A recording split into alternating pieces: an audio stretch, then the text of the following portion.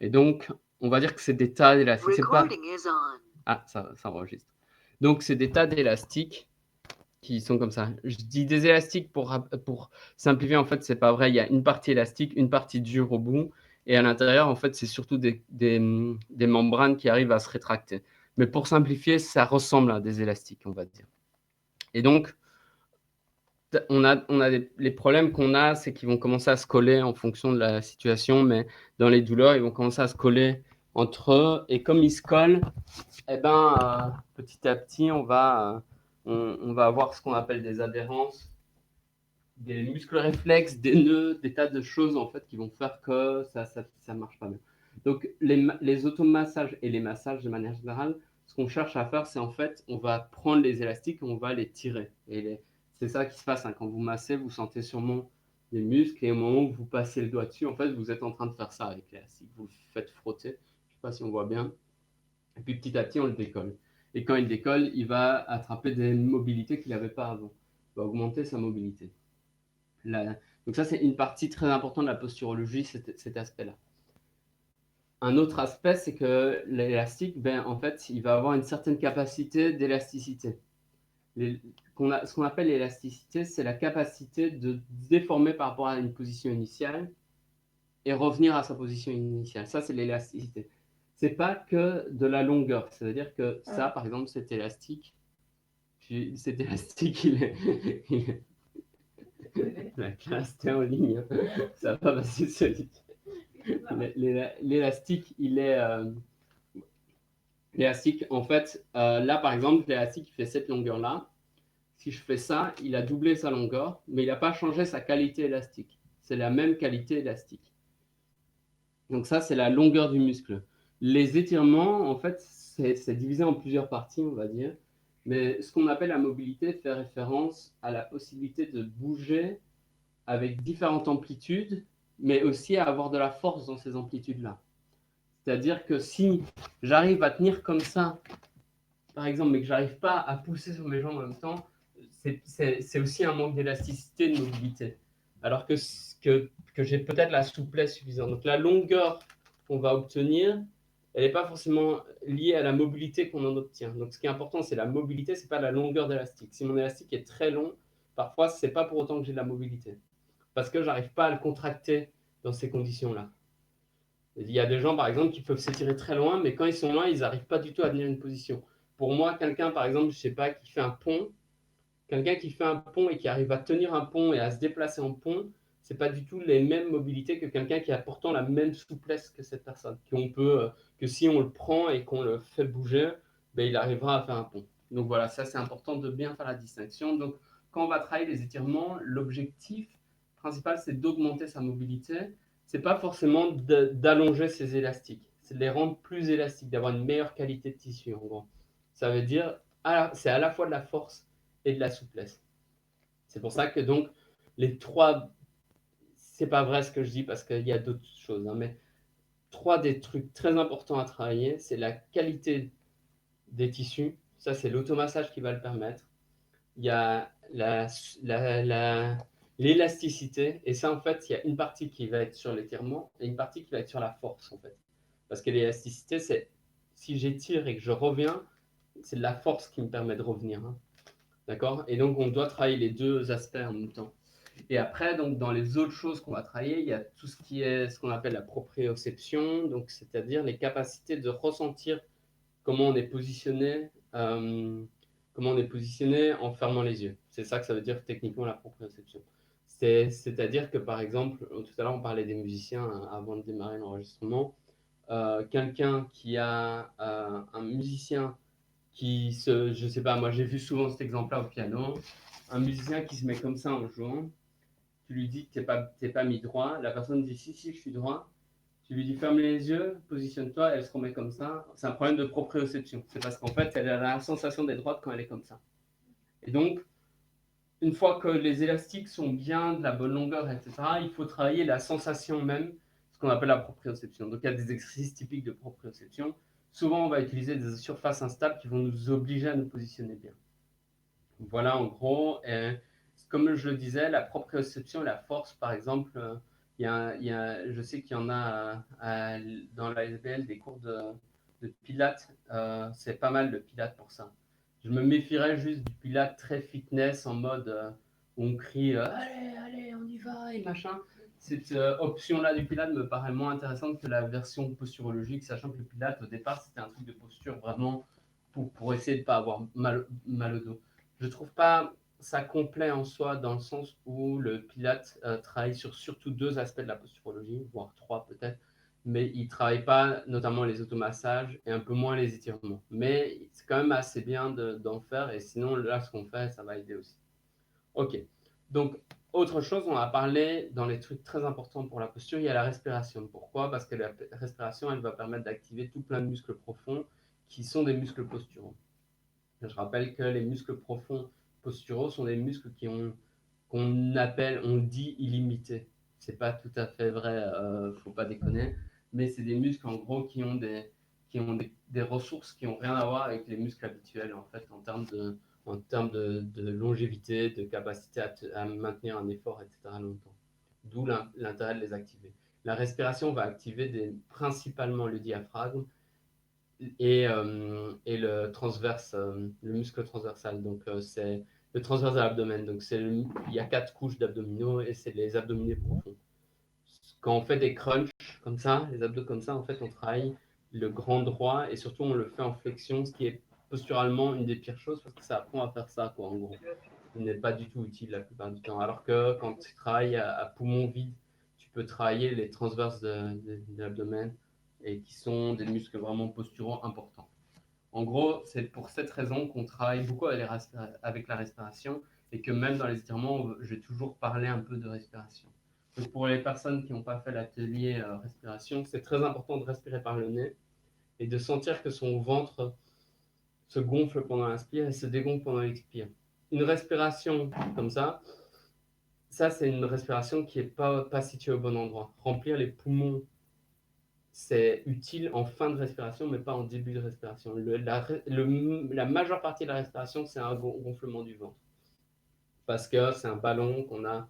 Le poumon, c'est comme un ballon qui se tourne vers l'intérieur avec une couche externe qui est pas très mobile et une couche interne qui est très mobile, on va dire en bref. Et du coup, quand on tire, on doit tirer le ballon comme ça pour qu'à la place d'être replié sur lui-même, on le gonfle comme ça. Je ne sais pas si c'est clair ce que je dis. Et par contre, si c'est la couche extérieure qui s'agrandit, ben en fait, j'ai trop peu de capacité de mobilité. Donc, en fait, je suis dépendant de mes os et tout ici qui vont m'empêcher de respirer bien. Donc, très important, on va respirer tout le temps par le ventre. C'est pour ça que j'avais commencé par l'atelier de respiration, parce que c'est nécessaire, en fait, de respirer au bon endroit, peu importe ce qu'on fait. Qu'on fasse des étirements, des massages, etc. Il y a un volet dont je parle peu, c'est l'aspect neurologique, probablement parce que je manque de formation moi-même sur ce sujet. Donc, un jour, je me formerai. Là, j'y suis pas pour l'instant. Et du coup, notamment tout ce qui est lié à l'œil, comment on place le regard, moi, je ne suis pas hyper calé là-dessus. Il y a des gens qui sont très calés. La plupart des posturologues s'intéressent à ça. Moi, je me suis plus intéressé aux aspects fonctionnels, donc je suis plus fort là-dedans. Mais je conseille évidemment aussi de voir d'un point de vue neurologique, parce que c'est toujours lié, évidemment. Ok. Donc, les étirements, les élastiques, donc on va devoir petit à petit rendre nos qualités de tissu meilleures. Avant de commencer ça, je vous conseille toujours de faire un micro-automassage avant de démarrer, parce que, comme je le disais, on a des élastiques, et si la qualité de mes tissus est toute pourrie, si mes élastiques ils collent entre eux, au moment où je vais tirer dessus, je vais probablement casser des trucs, quoi, entre guillemets. Les fibres musculaires, c'est normal de les casser, on les casse tout le temps. Mais il y a des manières de les casser qui sont positives pour elles, parce qu'elles vont se reconstruire plus fort. Puis il y a des manières qui vont juste amener vers la tendinopathie, on appelle ça. Techniquement, ça s'appelle pas tendinite. Et des problèmes fonctionnels, donc qui vont amener plus vers la pathologie. Donc là, on va faire un peu la voûte plantaire, parce que la voûte plantaire, elle est très impliquée dans la chaîne arrière. J'en avais parlé en automassage. Toute la chaîne arrière, elle est largement liée à la voûte plantaire, parce que c'est la racine de la chaîne arrière. Je vais partager des écrans qui vont vous permettre de voir l'anatomie un peu. Enfin, j'ai pris des photos sur Internet simplement. Et comme ça, je vous montre en même temps parce que c'est vrai, quand je décris les choses, j'utilise rarement des modèles. Parce que, enfin, et peut-être parfois ça peut aider parce qu'on peut voir sur un squelette, voir le muscle où il est sur un squelette, ça peut aider à mieux comprendre. Ok, donc là, je masse avec la balle en dessous du pied. Je vais un peu rouler vite fait. Avec le rouleau, si vous en avez un, si vous n'en avez pas, vous faites contre le mur, vous allez faire un petit peu la zone lombaire, un petit peu plus haut. Bon, là, on ne le voit pas sur la caméra, mais je crois que vous comprenez. Un petit peu plus haut entre les omoplates. Si vous avez un rouleau, je vous conseille de prendre le rouleau et de faire un petit peu les fessiers, vite fait. Là, je l'ai fait avec les deux en même temps. Je ne me prends pas. Hein. C'est pas une séance d'automassage proprement dite. Quand vous aurez vu les 5 bases de la posturologie, vous pourrez vous faire un circuit, c'est-à-dire où vous allez utiliser 1 ou 2 exercices par partie. Et dans le circuit, souvent, on met de l'automassage, on met des étirements, on met de la proprioception et on met de la force. Après, je vais faire un peu le TFL en croisant, donc je croise ma jambe droite et je m'appuie sur la fesse droite.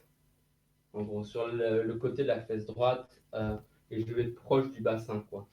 Mais en général, on sent des grosses zones de tension. On fait le TFL, je vais le faire de l'autre côté. Hop, je vais aller chercher cette zone-là encore une fois. Après, je vais faire les lombaires vite fait. Je ne sais pas si vous vous rappelez, dans les automassages, il y a trois manières de faire les lombaires. En gros, il y a celle-ci.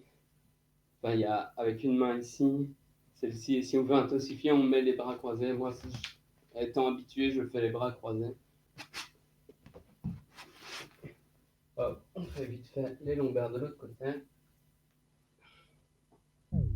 Et après, on va faire... Ah, on a perdu la ligne. Et après, on va faire ici. Hop.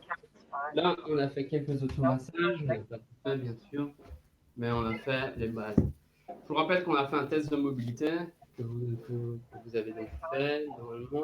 Donc, celui-là, il vous donne des indications. Le test de mobilité, c'est un test à Alors, l'équipe. le plus cher, ça se fait un peu moins cher. On avait dit qu'il y avait 5 euros de ouais. Ah, on n'a pas dit la ligne. Ah, ça coupe, son réseau coupe. Ok. Donc là, j'ai parlé de quoi encore? Ah oui, le test de mobilité. Donc le test de mobilité, c'est un test droit au but. On ne voit pas l'ensemble de tout ce qui dysfonctionne, etc. Mais ce qu'il y a, c'est qu'il va nous donner des points clés. Il va donc s'intéresser au pied et un seul mouvement du pied. Hein. Le pied a plein d'autres mouvements, mais il s'intéresse surtout à un seul mouvement du pied, mais c'est le plus important. Parce que si j'ai un problème à ce niveau-là, je vais forcément avoir des problèmes fonctionnels. Il va s'intéresser à la mobilité des hanches, parce que la hanche, elle est centrale dans les mouvements, et donc, si j'ai un problème au niveau de la hanche, je vais avoir des problèmes fonctionnels, encore une fois. Il va s'intéresser au torse, enfin à la mobilité du torse. Ce qu'ils appellent l'overhead, c'est un mélange de mobilité des épaules et du torse, parce que ma mobilité du torse, notamment, je ne sais pas, moi j'ai ces difficultés-là. Hein. Quelqu'un qui a un manque d'extension du torse, donc la capacité à se mettre comme ça, il va avoir la nuque qui va tomber en avant, parce que son poids sera vers l'avant, et donc il va avoir tendance à avoir la nuque qui tombe en avant comme ça. Comme on le voit un peu chez moi, c'est une tendance posturale que j'ai, même si je la corrige un peu. Et après, il va s'intéresser aux épaules, la mobilité des épaules qui va être aussi centrale dans les réseaux de douleur, etc. C'est pour ça que ce test, il est assez droit au but parce qu'il va viser tous les points clés. Ça ne veut pas dire qu'il voit tous les muscles. Okay, il parle très peu des chaînes, des bras, etc. Il va pas, par exemple, les poignets, les mains, il en parle très peu. C'est vrai que c'est intéressant, mais en fait, c'est vrai que si tu as des mauvaises épaules, tes mains, elles subissent. Et là, si tu soignes tes mains sans soigner les épaules, ça ne sert pas souvent à rien. Quoi. Alors que soigner les épaules, ça vaut toujours la peine. Okay, et de la même manière, la nuque, par exemple, souvent les gens ont des problèmes avec ce muscle-ci et le masséter aussi ici. Et donc, ça aussi, parfois on manque de mobilité là, mais c'est par le fait de soigner le torse dans un premier temps qu'on va l'améliorer. Évidemment, il faut aussi travailler la nuque, hein, mais encore une fois, ça vaut le coup de travailler d'abord sur les plus importants. Donc, je vous conseille, avec votre test de mobilité, normalement, vous avez un point faible qui est assez clair, un point fort. Je vous conseille de ne pas trop vous questionner sur votre point fort, de le mettre à plus tard. Et par contre, d'orienter un maximum sur votre point faible. Il me semble que pour toi, Laurence, c'est les pieds, il me semble. Et voilà, donc ça dépend des gens. Moi c'est principalement l'ouverture du thorax. Et je montrais sur chaque zone comment faire des étirements. On avait déjà commencé à le voir. Donc, on va commencer par le bas, les pieds, etc. Et après, on va remonter. Parfois, on va voir des étirements de chaîne posturale qui vont aider à résoudre en gros. Ça aussi, je dois en parler. Les chaînes posturales, c'est que les muscles qui sont accrochés entre eux de manière fonctionnelle, c'est-à-dire que quand on fait un mouvement, en général, il ne va pas utiliser un muscle seul, il va utiliser des groupes musculaires et des muscles qui sont collés les uns aux autres. Une des chaînes, par exemple, dont on parle beaucoup, c'est la chaîne postérieure ou la chaîne arrière. Donc, c'est une chaîne qui est très longue, qui va concerner tout l'arrière du corps, en fait. Et beaucoup de gens ont mal au dos, etc. Donc, c'est souvent sur la chaîne arrière qu'on a mal. Ça ne veut pas dire que c'est la seule chaîne impliquée, mais c'est une chaîne clairement qui est assez importante. Il y a d'autres chaînes et d'autres groupes musculaires qui sont en jeu. Par exemple, mais il faut imaginer une espèce de réseau, et on l'appelle chaîne, et je trouve que ça porte bien son nom, une espèce de réseau d'élastique, et quand on tire d'un bout de l'élastique, on va tirer l'autre bout de l'élastique. C'est pour ça qu'il y a des personnes, quand ils ne sont pas souples de la chaîne arrière, quand ils sont sur leur dos, si tu lèves leurs pieds, il y a leur nuque qui vient avec, comme ça, qui est tirée. C'est parce qu'en fait, la chaîne arrière, elle s'accroche au niveau des pieds, et elle finit au niveau de la nuque. Elle est très très longue. Et donc, si je soulève les pieds, en fait, je suis en train de tirer sur le bout de la chaîne, et l'autre bout de la chaîne s'envoie contraint. Et c'est pour ça que donc ça, c'est une approche, c'est ce qu'on appelle les chaînes posturales. On va essayer d'attaquer un ensemble de chaînes. Et après, il y a une autre approche qui consiste, c'est ce qu'on appelle une approche analytique. On va chercher un point précis de la chaîne en disant ça, c'est un point faible. Les deux se battent souvent. Il y a eu avant, on va dire, on était beaucoup dans l'analytique et on faisait beaucoup muscle par muscle. Et on manquait parfois de globalité. D'une part parce que la globalité, ça va plus vite parce qu'on attaque toute la chaîne d'un coup. Et d'autre part parce que parfois, en fait, ça fait ce truc-là de faire l'élastique plus long, mais ça ne veut pas dire qu'il est plus fonctionnel pour autant. Et l'approche posturale, elle est notamment via la RPG, donc rééducation posturale globale, elle a commencé à se diffuser de ouf. Et quand elle s'est diffusée, en fait, il y a eu cette approche qui a commencé à devenir très majeure. Et du coup, on a un peu perdu de l'analytique. Personnellement, j'aurais tendance à dire qu'il vaut mieux se concentrer sur les chaînes posturales au départ, mais qu'il faut garder les forces de l'analytique. Parce que une chaîne, ça reste un mélange de plein de muscles ensemble qui vont être accrochés les uns aux autres. Et donc, en fait, si on a toute la chaîne qui va mal et qu'il y a un seul muscle impliqué dans le problème, là, on doit être analytique, on doit aller cibler le muscle en question. Donc voilà. Mais c'est vrai que dans un premier temps, déjà, repérer les chaînes où on a des difficultés, c'est déjà beaucoup. Faire la chaîne de manière globale, c'est déjà beaucoup. Et après, une fois qu'on a fait la chaîne, là, on peut commencer à voir tous les muscles qui sont impliqués dans cette chaîne. Et après, chercher en analytique si on trouve un muscle qui est super faible. Je vais donner un exemple. Comme je disais, la chaîne arrière, elle va être liée à des tas de... Je vais faire un peu de matos. Elle va être liée à des tas de muscles. Donc, par exemple, il y a les fasciales, la voûte plantaire. Donc, par exemple, si j'ai une mauvaise dorsiflexion, donc si dans le test, j'ai du mal à aller loin avec le pied, ça diminue ma mobilité globale de toute ma chaîne arrière. Si, au niveau du mollet, parce qu'il y a une petite différence dans le pied et le mollet, si, par exemple, là c'est à l'inverse, c'est mon pied gauche qu'on va regarder, si je tire comme ça et que là je manque de souplesse au niveau du mollet, là aussi c'est la chaîne postérieure. Si, au niveau de l'ischio-jambier, en faisant ce geste-là, on peut le sentir, donc je garde le dos le plus droit possible, je mets une jambe comme ça, talon vers le haut, je mets ma fesse un peu en arrière et je cours comme ça. Ça, c'est l'ischio-jambier. Si c'est à cet endroit-là que je manque de souplesse, ça va jouer dans ma chaîne arrière, etc., etc. Et je peux remonter comme ça et remonter jusqu'au bout, la nuque, etc. Donc le bout, c'est la nuque. Et donc ma chaîne postérieure, elle est globale dans un premier temps. Il y a toute une chaîne globale. Et après, je peux aller chercher le détail de chaque muscle dans la chaîne. Et si j'observe en faisant le détail qu'il y a un endroit où ça bug de ouf, ça va pas du tout, il faut que je travaille cet endroit-là spécifique.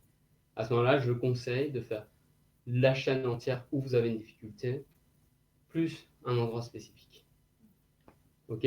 De manière générale, la chaîne postérieure, elle est largement appliquée dans beaucoup de problèmes, donc on la travaillera, c'est sûr. Ok, c'est parti. Donc on va commencer par le pied et on va remonter petit à petit. Donc le pied, je reviens sur le test de mobilité parce que c'est facile de démarrer par ça et parce que surtout c'est un des seuls trucs où vous pouvez être indépendant assez rapidement. Donc c'est pour ça qu'on va partir de là. Le pied, il y a pour travailler la dorsiflexion. La dorsiflexion, c'est la capacité à ramener le pied vers soi, en gros. Le premier chose, c'est de faire comme dans le test. C'est-à-dire, on va mettre son pied contre le mur, on va mettre le genou contre le mur, voire la jambe, on va essayer de s'appuyer vers l'avant. Là, mon gros orteil est contre le mur, donc à ce moment-là, j'ai pas encore énormément d'amplitude. Selon votre amplitude, vous allez à chaque fois reculer légèrement et aller replacer. Donc la jambe gauche, elle est hors sujet. Hein. C'est la jambe droite qui est intéressante dans ce cas-ci. Et à chaque fois, je vais reculer un peu plus. Je vous conseille de le faire en cherchant vraiment à être perpendiculaire au mur, que ce soit votre pied, mais surtout vos genoux, ils doivent aller toucher le mur au-dessus du gros orteil, en gros. Si vous mettez de l'angle, par exemple là, je mets un angle, ou comme ça peut être intéressant en termes d'étirement, mais honnêtement, je vous conseille de le travailler différemment. Je vous conseille dans ce cas-ci d'aller droit au but, vraiment au-dessus du pied. Et après, je vais reculer de plus en plus. Et je vais aller chercher à chaque fois à fléchir. Petite aide pour bien rajouter un étirement. Dans l'étirement, il y a 3 méthodes de base, dont j'ai oublié les noms d'ailleurs. Il y a la méthode balistique. La méthode balistique, c'est de faire des à-coups. C'est une méthode qui fonctionne très bien et qui, sur de nouveaux mouvements, parfois, on n'arrive pas à faire autrement qu'en faisant ça, des petits à-coups. Il y a un risque néanmoins, on risque beaucoup plus des petits déchirements du muscle quand on fait des à-coups parce qu'en fait, à chaque à-coup, on va aller plus loin, donc on va tirer le muscle un peu trop. Donc les à-coups, c'est une technique que vous pouvez utiliser, mais soyez attentifs à ne pas l'utiliser comme des bourrins et en fait, à le faire plus à froid qu'à chaud. Parce qu'à chaud, vous allez moins sentir à quel moment vous affectez vos muscles négativement. Il y a une autre méthode que je vous conseille un peu plus. C'est la méthode de serrer le muscle opposé. Exemple, si je fais ça, là je suis en train d'étirer mon quadriceps, le muscle opposé c'est l'ischio-jambier, c'est le muscle qui fait le relevé. Si en même temps que je fais ça, j'essaie de serrer le muscle, vous allez tout de suite sentir qu'il y a un étirement plus fort du quadriceps. Donc très intéressant de serrer le muscle opposé. Troisième méthode, c'est, j'ai oublié le nom, mais bref, c'est une méthode qui utilise les neurones encore une fois.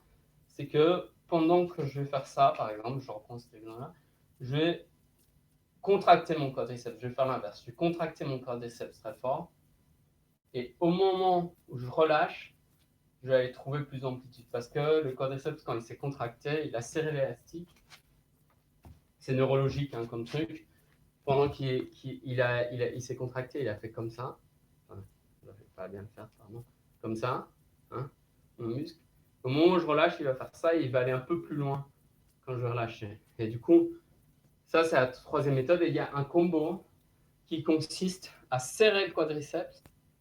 Et quand je relâche, mais il demande déjà un bon niveau, quand je relâche, je contracte l'opposé, donc l'ischio-jambier. Donc ici, je serre mon quadriceps et dès que je relâche, je contracte à l'inverse le muscle ici. Donc ça, c'est les 3 méthodes de base qui vont être utilisées. Donc la balistique, les petits à-coups. Donc apprendre il faut un peu se méfier de la technique balistique, elle est plutôt dangereuse, donc il ne faut pas la faire tout le temps. Parfois, ça aide à débloquer. La technique de serrer le muscle opposé et la technique de serrer le muscle même et puis le détendre. Donc ça, c'est les 3 techniques de base et parfois, on peut les combiner. Pour le pied, donc si je suis ici, donc là, je vais sentir que ça étire, mais si je veux, je peux prendre conscience du mouvement que me demande comment je remonte mon pied. C'est le muscle ici qu'on contracte. Vous allez sentir quand vous faites ça, vous allez sentir que ça se contracte. Si au moment où vous commencez à être à votre limite, vous avez senti où était votre limite, vous contractez ce muscle, vous allez sentir un étirement un peu plus profond. Vous ne pouvez pas le voir hein, sur la caméra, mais par contre, dans la sensation, vous allez sentir que ça va faire un étirement plus profond. D'accord? Donc ça, c'est une petite technique d'étirement. Une autre technique, c'est de se mettre à une distance élevée. Donc là, c'est la deuxième technique. La balistique, c'est facile, hein, on fait ça, on le sent tout de suite. Hein, c'est super simple la balistique, c'est pour ça que tout le monde l'a fait.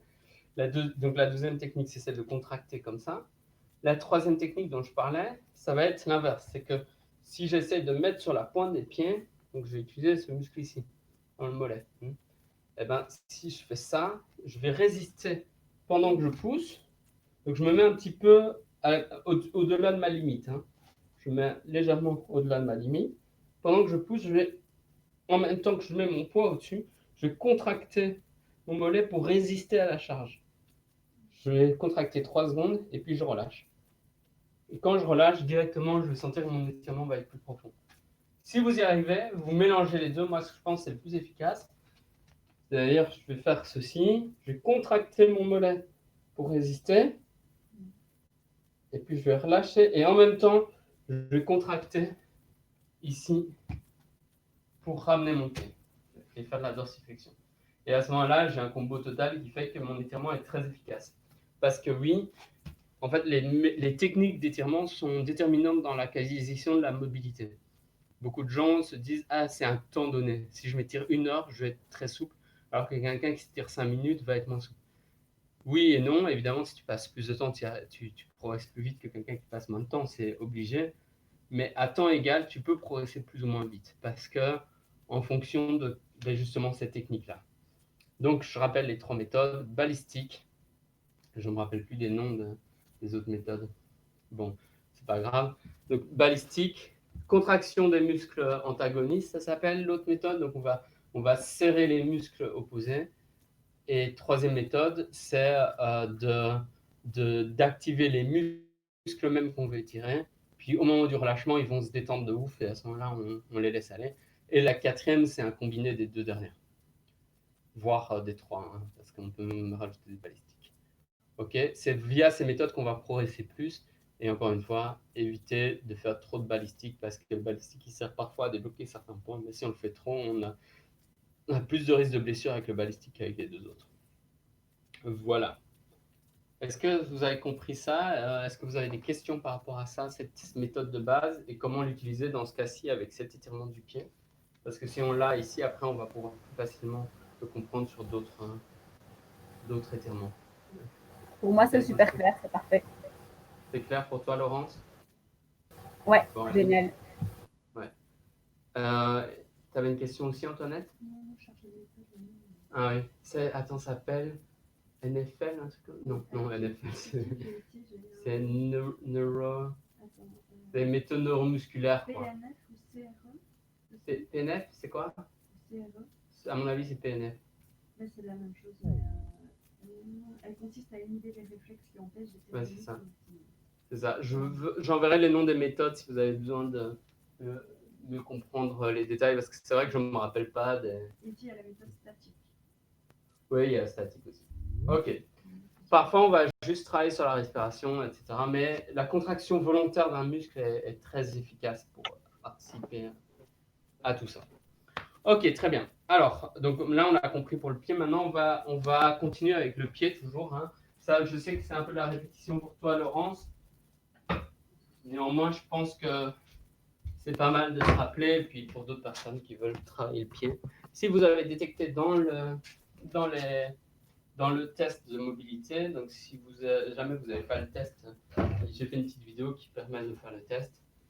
Donc si vous avez détecté un manque de mobilité du pied, ça c'est le premier étirement. Facile, il faut juste un mur. Tout le monde en a en général des murs. Donc celui-là il est très facile. Le truc c'est que les muscles, on va toujours pouvoir les étirer dans l'axe. Et parfois on va les travailler en torsion. Donc bien comprendre, élastique, ça c'est mon muscle. Si je travaille dans l'axe, je vais avoir une certaine qualité d'étirement. Je vais pouvoir augmenter la longueur comme ça. Mais si je travaille en torsion en même temps, d'une part, je vais pouvoir plus facilement l'utiliser dans des positions qui sont moins habituelles. Et d'autre part, en fait, je vais étirer un peu en même temps la torsion même du muscle. Alors, la torsion, encore une fois, il y a des débats. Il y a des gens qui pensent que c'est mauvais d'étirer en torsion. Moi, je pense que ça vaut le coup. Donc, perso, je le fais. Et puis, surtout, moi, j'utilise beaucoup, quand on utilisera la force, moi, j'utilise les torsions pour rajouter de la force. Ce qui fait débat, parce qu'il y a des gens qui disent oui, mais en fait, ça rajoute pas de la force globale. C'est une technique, en fait, la torsion pour augmenter de la force. Moi, je trouve qu'il faut l'utiliser parce qu'en fait, dans nos gestes du quotidien, on va toujours, au moment où on va être confronté à un manque de force, on va chercher toujours une torsion. Donc moi, je trouve qu'il vaut mieux savoir utiliser bien la torsion que de ne pas savoir l'utiliser. Dans l'étirement, c'est la même chose pour moi. C'est pour ça que je conseille de travailler des torsions. Voilà, ça fait débat, sachez-le. Donc si je travaille mon pied, sur une chaise, c'est un peu la même chose que sur le mur.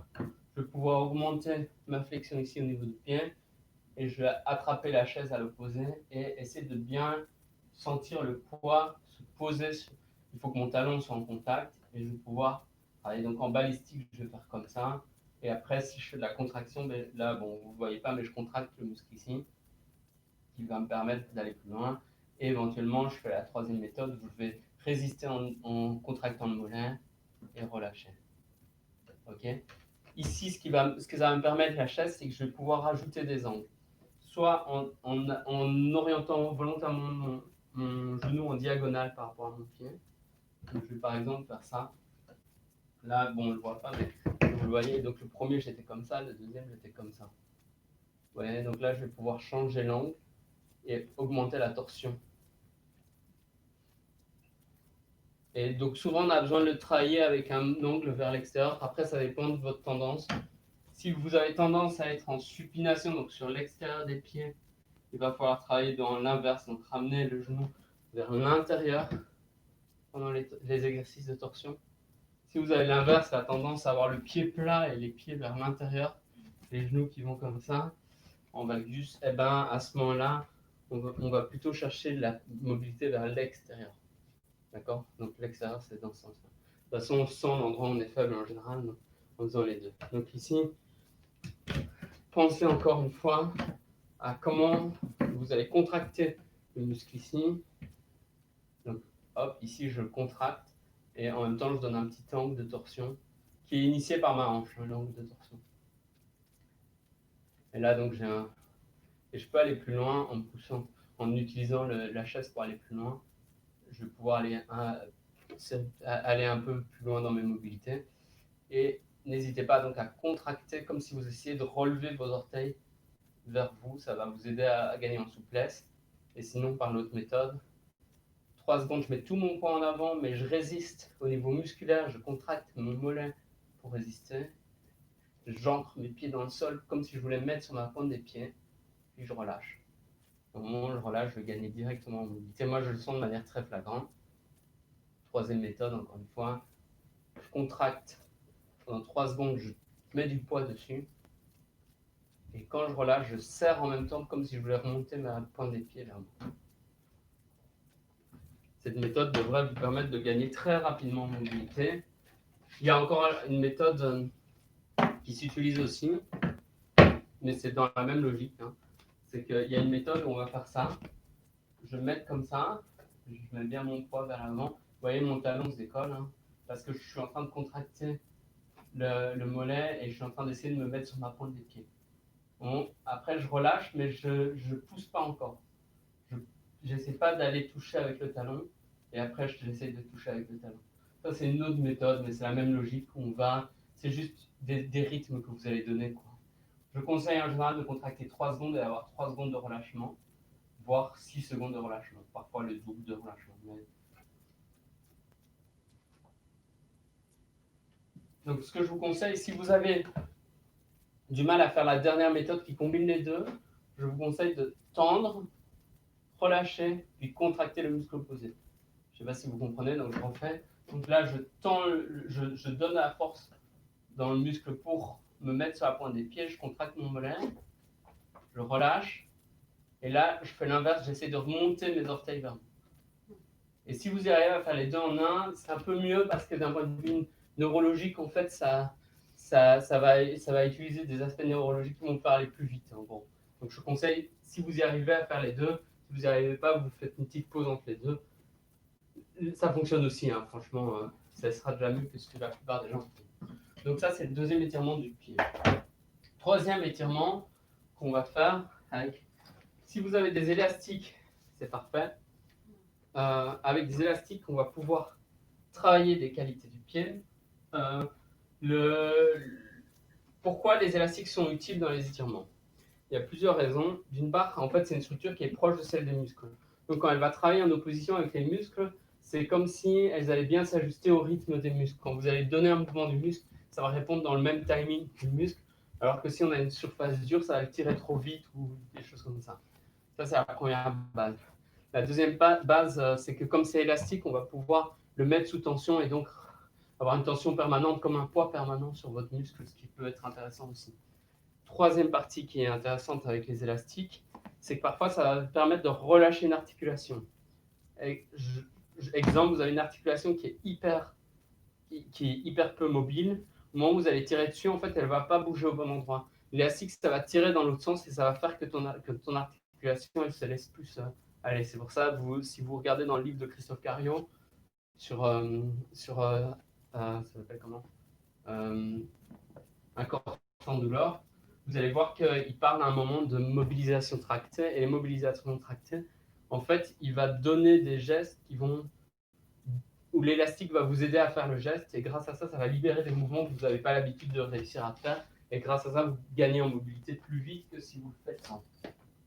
Donc, les élastiques ne sont pas obligatoires, mais sont un gros plus. Si vous n'avez pas d'élastique, le mieux à faire, c'est des vieilles chambres à air. Ça marche très bien. Bon, ces élastiques, ils coûtent entre 3 et 8 euros. Hein. C'est vraiment que dalle, hein, ceux que j'ai là. Donc, c'est ça, chez Action. Donc, si ça vous intéresse, franchement, je trouve que moi, avant, ça coûtait. Quand j'ai commencé à m'intéresser à ça, c'était impayable, hein, des élastiques. Non, les grands sont les petits sont genre à 3 euros. Donc, ça, c'est un élastique de 15 kg. Il y en a un autre de 25, un autre de 35. Il existe plus gros et plus petit aussi, mais je pense qu'avec ces trois-là, on a ce qu'il faut. Ouais, moi, quand j'ai commencé, les élastiques, c'était impayable. Ça coûtait genre 60 balles par élastique. Enfin, genre, c'était impayable, quoi. Tout comme les matos d'automassage, d'ailleurs, c'était impayable. Donc, j'en faisais nous-mêmes. Et donc, c'est pour ça que moi, j'ai appris à faire avec des chambres à air. Prendre une vieille chambre à air, c'est une qualité élastique, mais ce sera moins bien que ça, hein, entre nous. Mais quand même, bon, ça existe.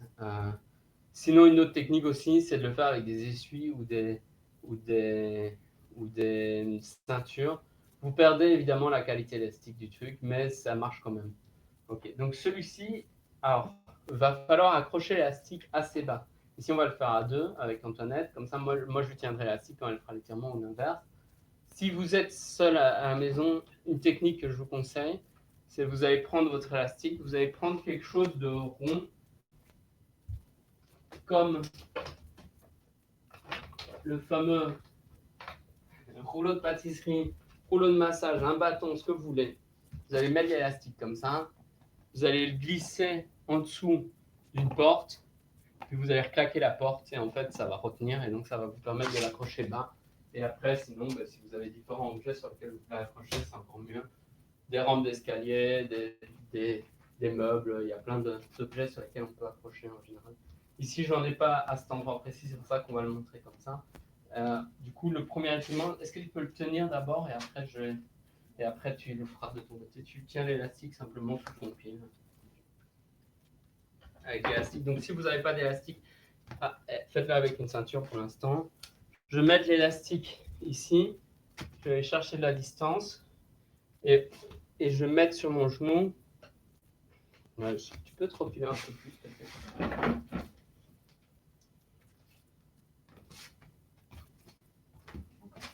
Là, je ne sais pas si on voit bien. Ouais, je vais le faire sur le côté gauche, on verra. Et là, vous voyez, donc l'élastique, il va être au niveau de mon articulation. Qu'est-ce que ça va faire? Ça va tirer mon articulation vers l'arrière. Et au moment où je vais pousser ici, en fait, ça va libérer d'un point de vue articulaire plus de mouvement. C'est pour ça que je vais pouvoir aller chercher un peu plus loin dans ma mobilité. rien ne m'empêche de continuer à faire les techniques neurologiques dont je parlais tout à l'heure, neuromusculaires pour le faire. Donc, soit je relève mon pied vers moi, soit je résiste, puis je relâche, soit je résiste et je relève. Au moment où je lâche, je relève. Okay, dans les 3 cas, ça va travailler là-dessus. Et donc, ce qui va être intéressant avec l'élastique, c'est que quand je vais rajouter des angles, je vais pouvoir donner de l'angle au niveau de l'élastique même. C'est-à-dire avoir, par exemple, là, je viens de changer d'orientation. Donc, ça veut dire que ça va tirer différemment sur mon articulation, ce qui va changer la qualité de l'étirement. Donc, j'augmente en fait le nombre d'amplitudes que je peux atteindre. Donc, toujours pour le pied. 3 étirements pour le pied. Faites celles que vous pouvez. Si vous avez des problèmes de mobilité du pied, travaillez-les. Pourquoi la mobilité? Je fais un tout petit point. Pourquoi la mobilité du pied va aider? Même quand je marche, en fait, au moment où je marche, je vais dépasser avec mon genou mon pied et me projeter vers mon prochain pas.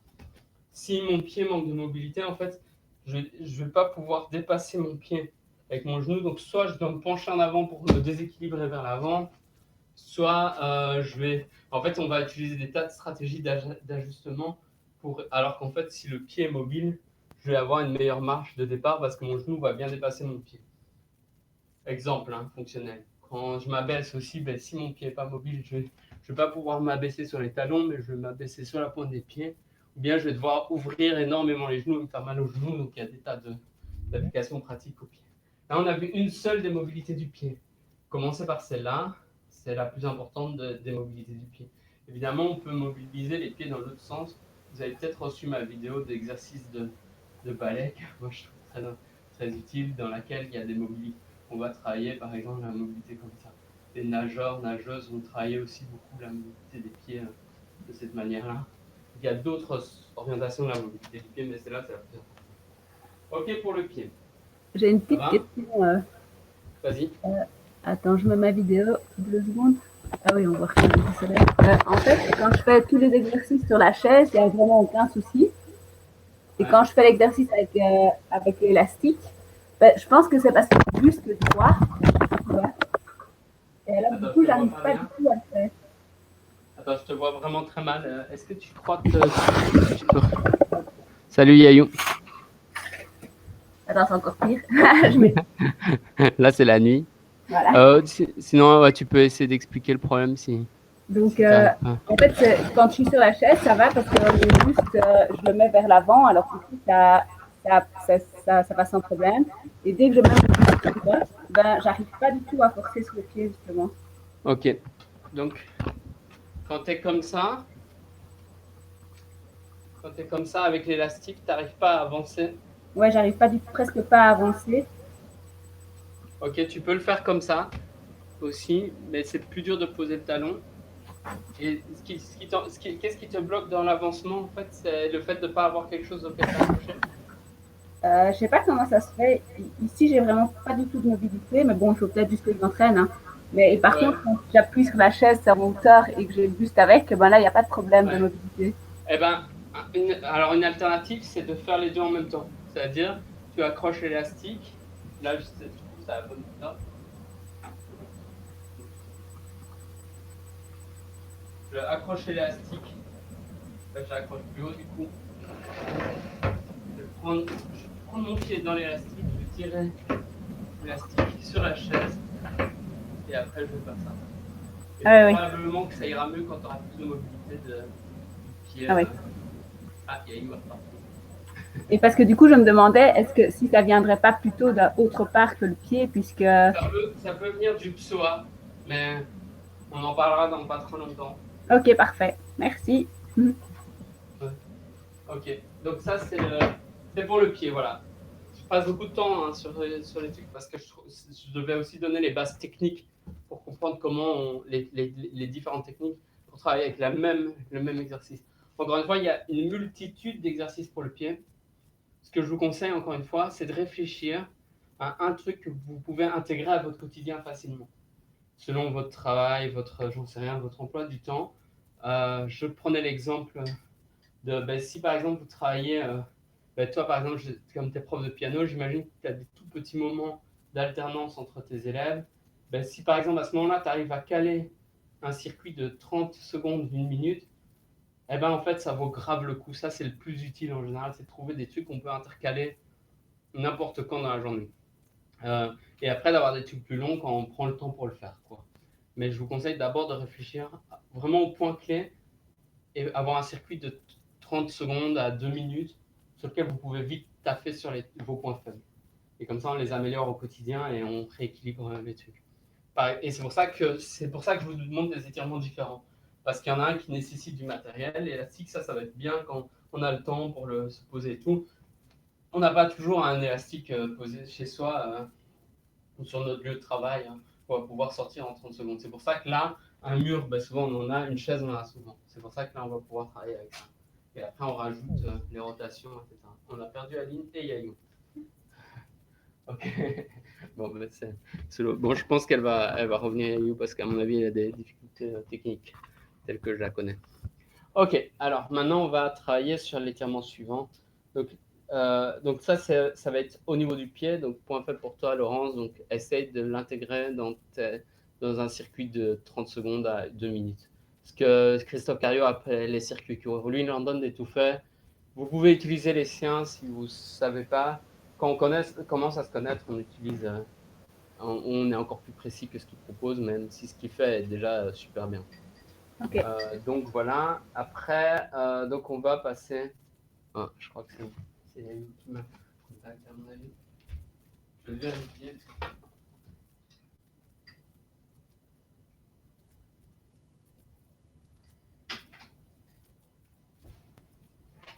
Alors, du coup, on va passer à la suite. Donc on va remonter par rapport au schéma. Hein.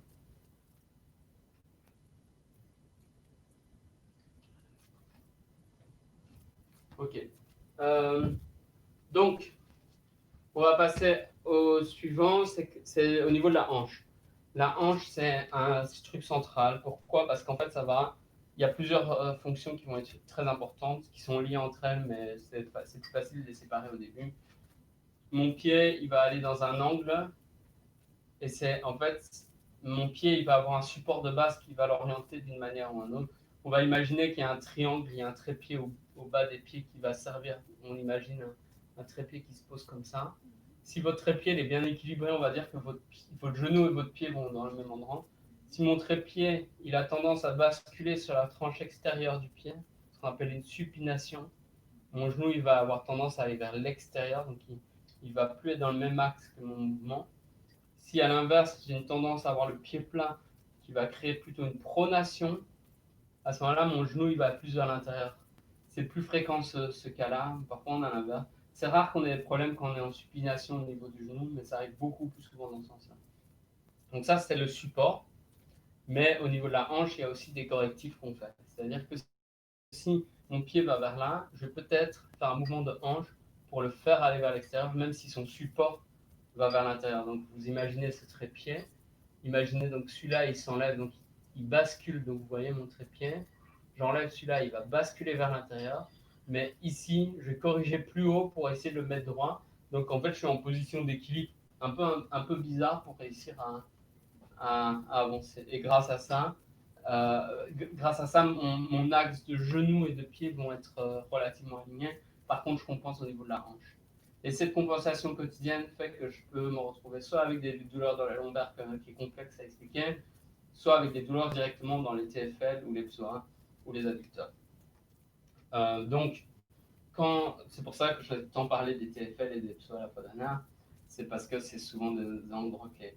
D'autre part, il y a un autre truc, c'est un peu compliqué à expliquer, mais si mon bassin va vers l'intérieur, si mes hanches vont vers l'intérieur, là j'exagère le mouvement, mais c'est pas qu'un mouvement des pieds. Là, je place mes pieds pour bien montrer, mais c'est aussi un mouvement des hanches. Si j'essaie de tourner mes hanches vers l'intérieur, j'ai une tendance à avoir un écroulement du dessus. C'est comme une charnière en fait. C'est comme si ma charnière était ouverte et ma charnière tombe.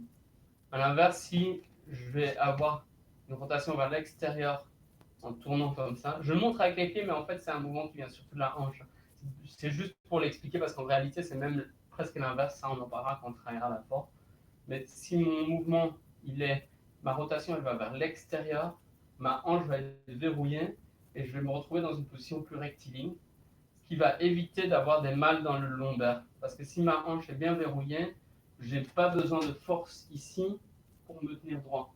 Alors que si ma hanche tombe comme ça, je vais forcer ici pour me redresser. Ce qui crée la posture 1 dans Christophe Cario et ce qui crée souvent l'hyperlordose, qu'on appelle l'hyperlordose. Donc en fait, c'est pour ça que la hanche est vraiment très importante. Si vous avez un problème au niveau de la hanche dans le test de mobilité, tapez votre hanche parce que c'est vraiment un truc de malade, la hanche. Bah, en fait, ils sont tous importants.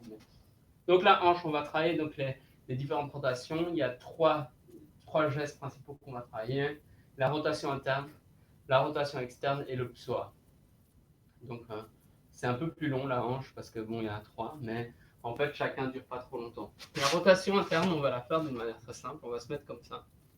Et quand on est comme ça, on l'a déjà vu pour certains, on va coller un genou au sol et il ne faut pas que l'autre parte comme ça, d'accord? Je vais travailler comme ça. Tac. Ici, je vais descendre et en fonction de votre mobilité, vous allez plus ou moins ressentir de l'étirement. Si vous êtes faible de ce côté-là, vous allez avoir tendance à vous soulever. Essayez de ne pas trop vous soulever, de rester en appui constant et de descendre bas. D'accord? Ça va travailler la hanche. Si on rajoute, ouais, selon les personnes. Donc si vous avez de la tension au niveau du genou, ne forcez pas, parce que sinon ça va vous faire mal, simplement. Donc le but est d'augmenter la mobilité de la hanche, pas de vous péter le genou en le faisant. Quand vous le faites, un truc qui peut aider, pensez à respirer d'abord. De bien respirer en utilisant les narines et le ventre, ça va vous mettre déjà sur le bon système nerveux, parasympathique, pour les personnes qui connaissent. Et deuxième chose importante, quand vous faites ce truc-là, on peut utiliser, donc, soit on fait le balistique, qui moi, personnellement, j'ai débloqué des trucs par le balistique, mais encore une fois, je vous dis, il y a toujours un risque à faire le balistique. Donc ça, soit on va contracter l'opposé, donc sentez quel muscle, bon ça le fait un peu automatiquement avec ce geste-là, c'est ça qui est bien. Donc sentez la force que vous pouvez mettre, essayez de sentir que votre muscle est contracté, vous allez sentir tout de suite que l'étirement est profond. Je le fais de mon côté faible, on a souvent un côté faible, si vous avez un côté faible, travaillez le plus. Ensuite, on fait la résistance, donc là, on va utiliser un poids, donc là je le fais avec la main. Si vous avez des poids chez vous, vous pouvez utiliser des poids, c'est très utile. Je vais mettre un poids et je vais résister. Donc je vais contracter vers ici pour résister. Et puis je relâche en gardant le poids. Vous pouvez inspirer pendant la contraction et expirer pendant la décontraction. Et après le mélange, encore une fois. Je contracte en résistant. Et au moment où je relâche, je contracte le muscle opposé. Et là, moi directement, je sens que je gagne en mobilité directement. Voilà. Hop là, on détend un peu. Donc ça, c'est la rotation interne. Tac et tac. Faites attention à votre genou quand vous faites ça. Si vous forcez trop, votre genou prend cher. Donc n'allez pas chercher le sol si vous n'avez pas la mobilité pour. Donc ça, c'est la rotation interne du genou. Que pour l'instant, on va travailler avec deux techniques. Il y a celle-là et l'autre. Mais si vous avez une bonne rotation, ce qui est mon cas, vous n'allez même pas la sentir. Moi, je sens rien quand je la fais, celle-là. Donc je suis désolé. Donc peut-être je fais même des erreurs, j'en sais rien, parce que je la sens vraiment pas. J'ai une assez bonne rotation interne. Vous êtes à quatre pattes. Vous sortez comme un essuie-glace,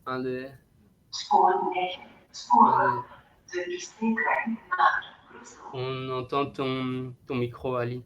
Donc je vais le mettre sur le côté et quand je suis ici, j'ai reculé mes fesses comme si je voulais m'asseoir. Et quand je suis plus bas, je vais sentir la rotation qui passe là. On recommence. Descendez lentement. Donc là, c'est en balistique, encore une fois. Méthode basique. Encore une fois, risquée. C'est pour ça qu'on va utiliser la contraction.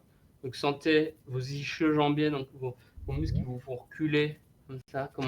Qu'est-ce qui vous fait reculer? Et sentez aussi le muscle qui vous fait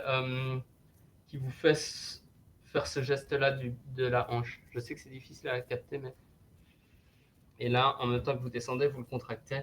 Vous allez sentir qu'il y a que ça va aller chercher un peu plus loin dans l'étirement. Et après, méthode suivante, on va résister. Donc pendant que je descends, je résiste. Donc je donne du poids pour descendre, mais je résiste en même temps. En allant comme si j'essayais de fermer mon pied vers là-bas. Et après, je le relâche. Et donc ça va augmenter la mobilité. Oui, ça fait mal à cet endroit-là quand on manque de mobilité. Parfois, on a des coincements articulaires. C'est pour ça qu'on va pouvoir, donc je monte toujours, j'essaie de montrer 3 pour chaque étirement. On va pouvoir travailler à l'élastique encore une fois. Est-ce que tu peux me tenir l'élastique? Ce que je vais faire, c'est que je vais le mettre au niveau, comme tu peux. Je vais le mettre au niveau de la hanche. Bon, celui-là est un peu faible pour moi, honnêtement. Et là, je vais faire comme ça. Donc, soit je me remets à 4 pattes et je vais ouvrir comme ça mon pied avec la pression comme ça. Et puis, je peux changer d'angle. Bon, là, ça fait très peu de pression pour moi. Et je vais changer d'angle. Et à chaque fois que je vais changer d'angle, ça va modifier un peu ma mobilité, ce qui va me permettre d'atteindre des nouvelles mobilités. L'élastique sert à ça, principalement. OK. Donc, voilà les 3 mobilisations de la rotation interne de la hanche. Donc, si vous avez un point faible, rotation interne de la hanche, faites-le. Donc, hein, rotation externe de la hanche. Alors, c'est un peu compliqué de la travailler, je vous avoue. Donc, moi-même, je ne suis pas encore au bout de. Donc, moi, c'est un point faible chez moi. Rotation externe de la hanche. Ce n'est pas mon plus gros point faible, mais c'en est. Le plus courant, c'est de faire ça. Bon, ici, je le montre très mal. Normalement, il faut un mur plat, mais si je le fais dans l'autre angle, je pense qu'on verra moins bien. Je vais mettre un angle droit ici. Je vais mettre ma cheville ici et je vais pousser au niveau du genou. Quand on résiste, c'est principalement les obliques qui vont m'aider à résister et les adducteurs. Et donc, en fait, je vais le pousser. Balistique, je peux faire ça. Si je veux, je peux contracter l'inverse pour m'aider à étirer. Et à l'inverse, je peux aussi résister en essayant de fermer, de ramener mon genou vers moi. Et puis, je relâche. Pour le laisser repartir. On le voit très peu, je pense, à la caméra, mais vous comprenez de quoi je parle. Et après, je peux mélanger encore les 2 méthodes en faisant je serre 3 secondes et au moment de relâcher, je contracte volontairement le muscle opposé. Et je veux gagner légèrement de mobilité. Faites attention de ne pas trop déplacer votre bassin dans tous les exercices de la hanche. Les gens confondent d'ailleurs hanche et bassin. Le bassin, c'est la structure globale, on va dire, et la hanche, c'est l'articulation précise qui articule donc la jambe, enfin l'os du fémur au bassin, justement. Du coup, souvent les gens les confondent. Votre bassin doit rester stable, il ne faut pas que ça gigote dans tous les sens, alors que quand vous mobilisez votre hanche. Parce que si vous le bougez, en fait, vous compensez plus haut dans le dos. Exemple, si je suis comme ça, si je fais ça, si au moment où je fais ça, je tourne le bassin, j'exagère, hein, je pousse mes fesses d'un côté, en fait, j'évite la rotation de ma hanche. Et donc, je ne mobilise pas ma hanche. Donc, essayez d'être le plus stable possible du bassin pendant tous les exercices de la hanche. Donc là, vous avez vu cette rotation de la hanche. Ça, c'est analytique plutôt. C'est pas la globale. Hein. On va vraiment sur un endroit précis. Bon, assez facile à faire. Avec l'élastique, c'est la même chose que l'autre, donc on y reviendra après. L'autre truc que je vous conseille, que je vous conseille de faire, c'est le 90-90. Ça mobilise pas que. En fait, ça fait la rotation interne et la rotation externe. C'est pour ça que moi, au final, j'aime bien faire ça. 90-90, c'est quand je vais le faire du côté où je suis fort pour bien le montrer. Je vais chercher à avoir des angles droits. Donc ici, j'ai un angle droit au niveau de mon genou. Au niveau du bassin, j'ai un angle droit. Ici, j'ai un autre angle droit. Et je vais essayer d'être collé et d'être le plus assis possible, de bien sentir l'appui sur le sol. Rien que ça, c'est déjà un étirement en soi pour beaucoup de monde. Vous pouvez juste faire ça. On a souvent un point faible. Moi, mon point faible, il est de l'autre côté. Moi, je ne sais pas si ça se voit sur la caméra. Moi, je le sens de manière flagrante. Quand je suis ici, je suis beaucoup moins bien mis que de l'autre côté. Donc, je vais pouvoir travailler sur mon point faible. Je peux isoler. Je fais rotation interne, rotation externe. Donc ça dépend de votre profil. Si vous avez une bonne rotation, c'est mon cas de déséquilibre, et c'est le plus fréquent, c'est que vous avez une bonne rotation externe d'un côté et l'inverse de l'autre côté. C'est-à-dire que moi, par exemple, j'ai une bonne rotation interne du côté droit et une bonne rotation interne du côté droit et une mauvaise rotation externe du côté droit.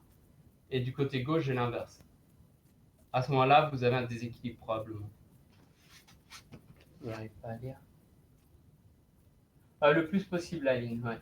Donc elle demande s'il faut avoir les fesses qui touchent le sol. Il faut sentir la meilleure assise possible donc sur les ischions. Mais quand je suis de ce côté-là, moi je ne l'ai pas, hein, honnêtement. Je l'ai de ce côté-là parce que j'ai une meilleure mobilité. De ce côté-là, j'y suis clairement pas. Donc on cherche à l'avoir le plus possible. Au début, exercice simple, hein, on repart de cette position qu'on avait tout à l'heure. Et on va faire, par exemple, si vous avez des faiblesses en rotation interne, vous faites rotation interne, rotation externe, rotation. On revient comme ça. Rotation interne, rotation externe.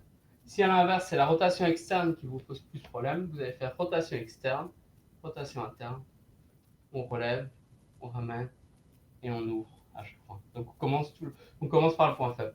Et ça permet, on va passer d'un côté à l'autre. Quand on veut rajouter, comme j'en parlais tout à l'heure, la mobilité, c'est quelque